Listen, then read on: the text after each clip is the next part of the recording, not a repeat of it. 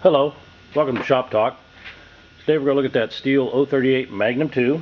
This is that 72cc motor. This was made in 1985. Turns at 13,500 RPM, capable of running a 32-inch bar.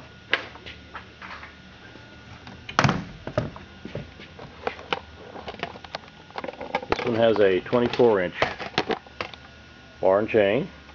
It's a Stihl branded bar, and it has a chisel bit skip tooth chain.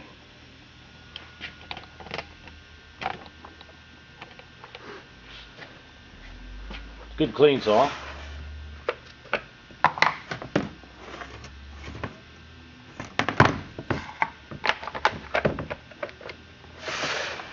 Has a working chain brake.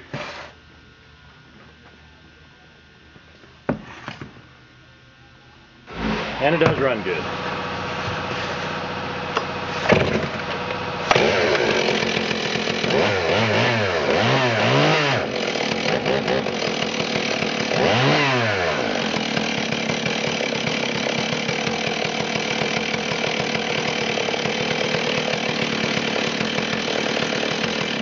We'll go out and make a cut in that Douglas fir log now.